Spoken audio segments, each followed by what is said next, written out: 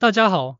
我们是慢慢变好越来越好。我会分享能帮助版友提升财商的资讯，善用我们分享的实用资讯，有望帮助您实现财务自由的目标。如果您在我们分享讯息中有收获，请帮我们按赞、订阅、加分享，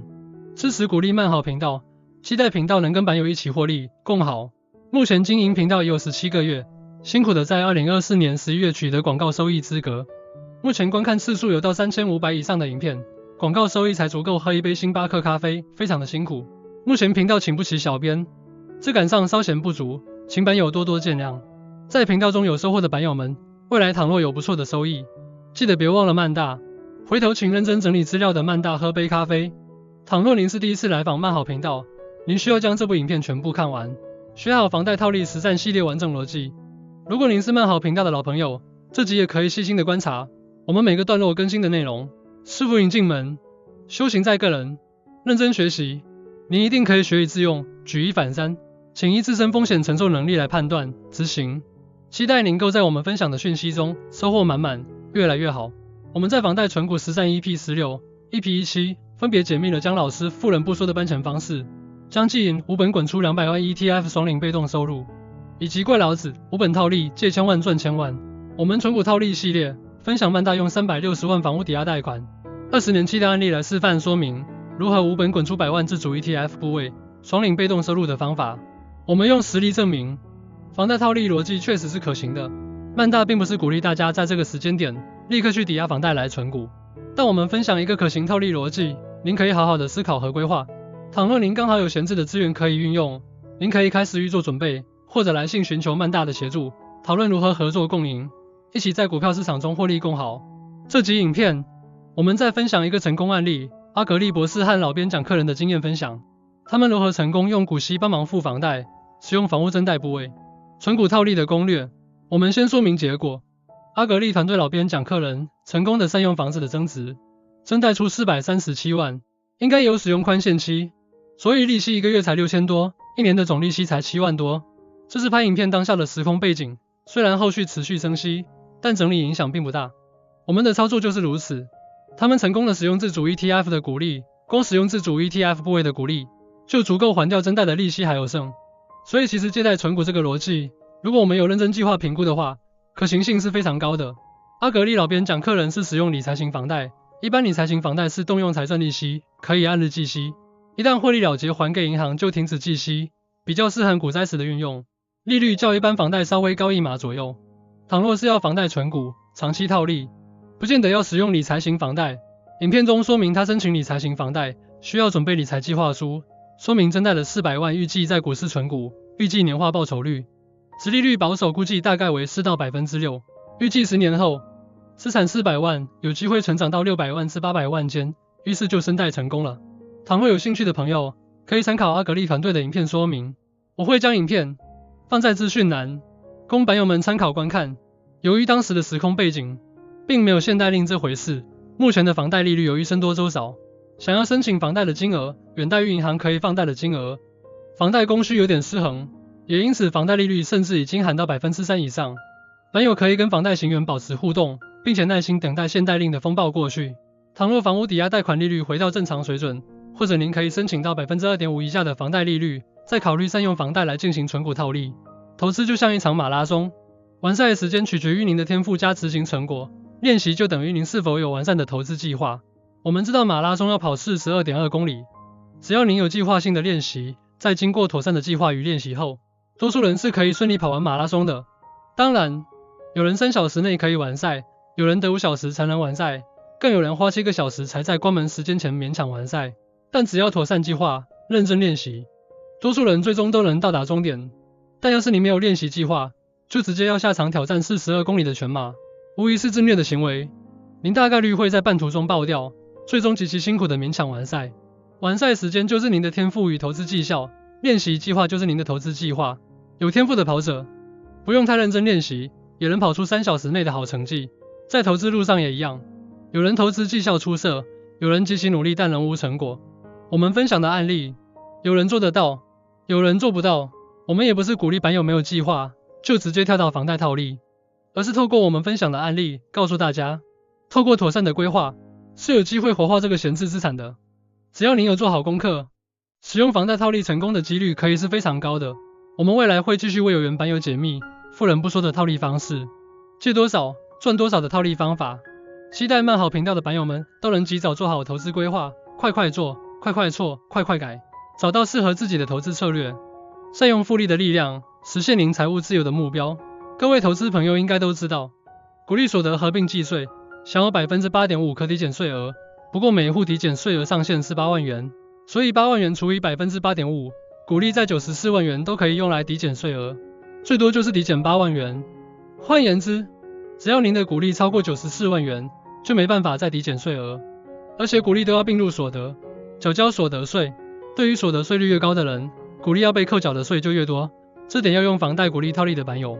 一定要知道。340万存股套利账户，长期存股不卖的股票部位，2024年整年借券收入29294元，约每月2441元的现金流。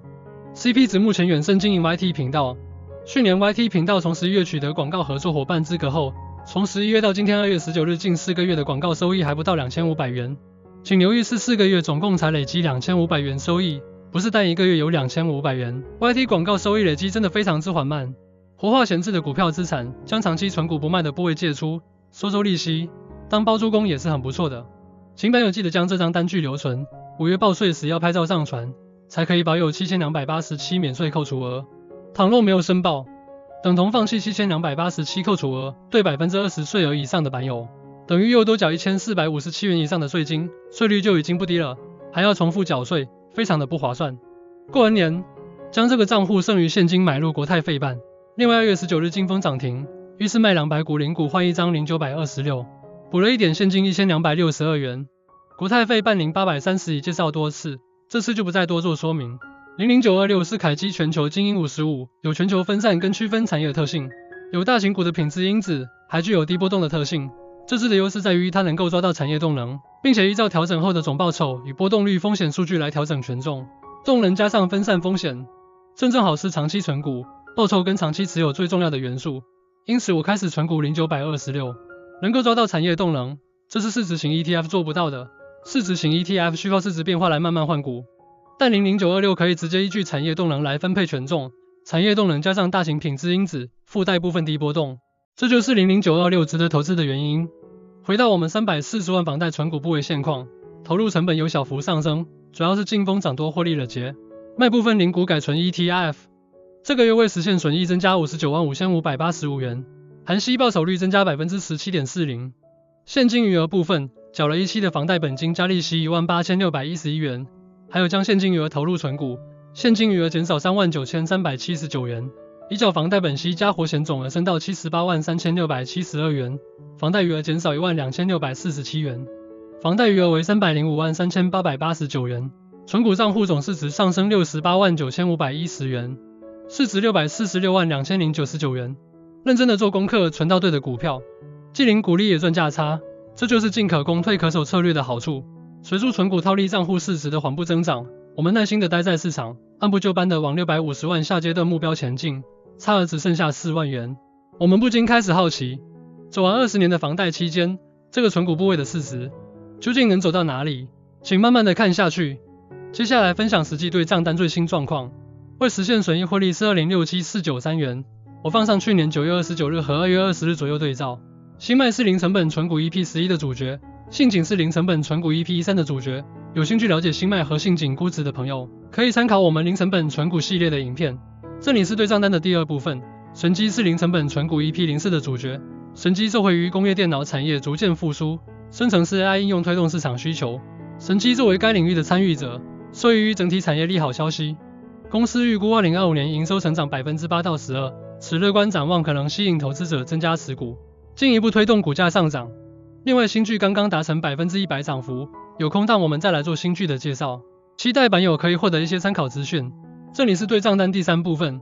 茂讯是 EP8 的主角，主要受到其强固型电脑业务出货动能提升的影响，一月营收月增 127%， 年增 38%， 创下史高。地缘政治及数位转型需求推动了国防相关产品的需求，茂讯因此趋势扩厂增产，进一步增强市场信心。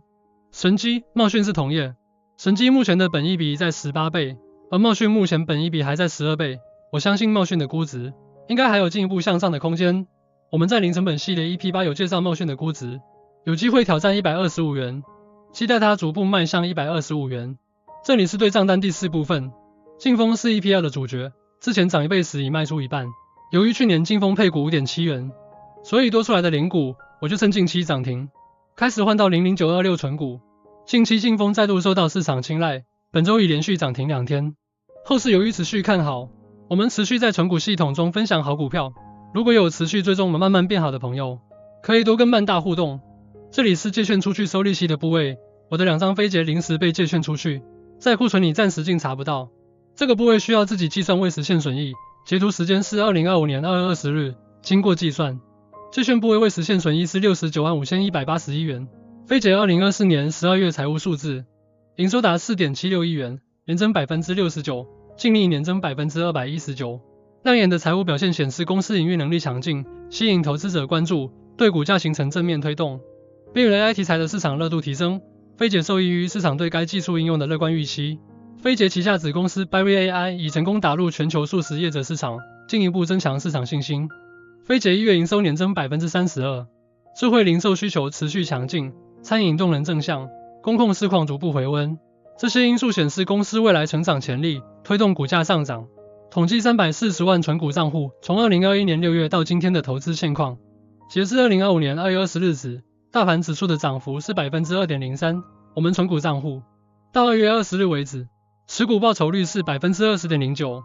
存股账户今年报酬率近 20%， 受惠于近期非捷、茂讯、信景、劲丰、规格等股市大涨回温。损益部分，借券部位的未实现损益是695181元，现股部位的未实现损益金额是2069850元，两个部位加总起来，账上未实现损益金额是2765031元，加上今年已实现损益104735元，和今年之前的已实现损益243,721元，账户不含息获利是3113487元，再加上定存利息以及借券利息，含息汇已经有3190325元，总报酬达到 89.69%。以上就是我们这集的全部内容，曼大期待和版友们一起慢慢变好，越来越好。我们下期见咯。